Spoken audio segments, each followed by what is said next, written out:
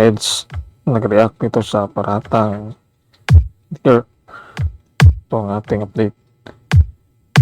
At alam naman natin na itong si V ay may paratang at reklamo dito sa RTIA.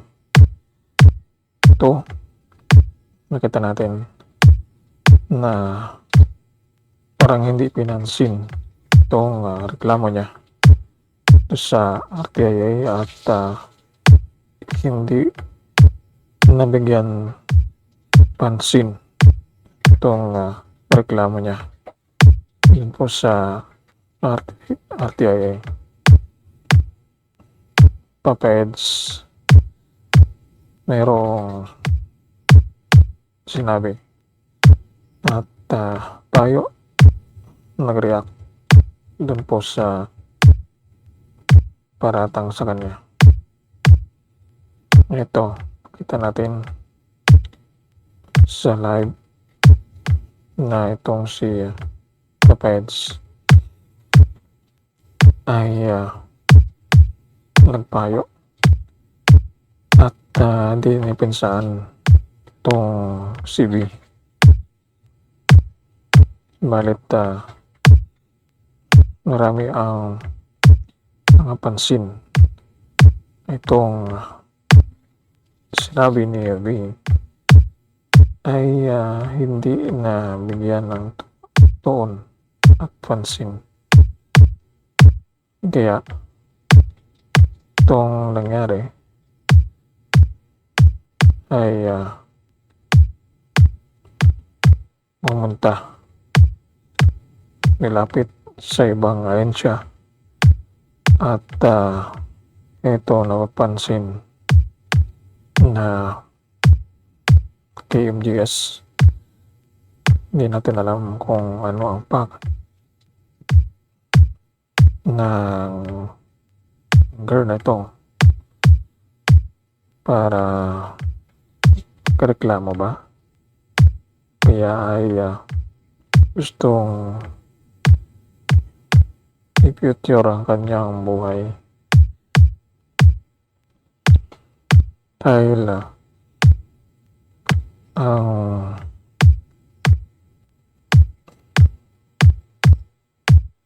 umuusad pa itong reklamo nila at makita ito sa barangay pang pag-usapan.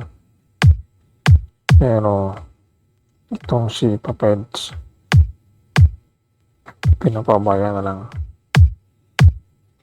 na itong lahat na ginawa at mga paratang ay pinabulaanan. Dapat nating sumaybayan kung itutuloy at magkaroon ba ng visa itong paratang sa kanya o hindi lang itong si Kuya Bal ang gustong reklamo, pati ba siya ay tamay dito. Kaya hindi maiwasan na madamay itong si Papa-heads sa mga bintang at iba man ang reklamo laban sa kanya. At iba din ang reklamo buong Kalingap itong dinamay. Sa likod nito ay di maiwasan madismaya mga tao, lalo na ang community sa ginawa, lalo na ang founder. Yan dismayado sa hakbang ginawa. Ito ay pagigiti mga tao nasa likod nito at sila ay nasulsulan. Kapag ito, papalakas at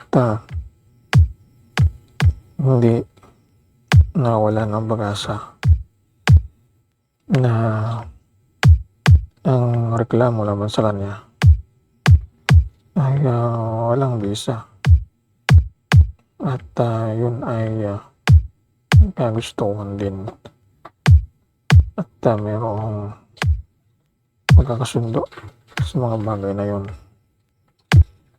dahil alam natin na ito babae ay may gusto sa kanya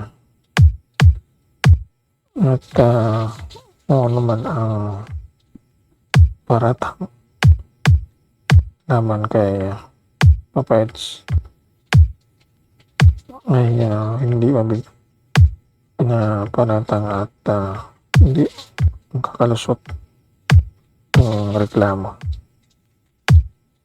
lalong-lalo na itong reklamo niya sa buong kalingap, ang buong paninira ang ginawa at ang reklamo.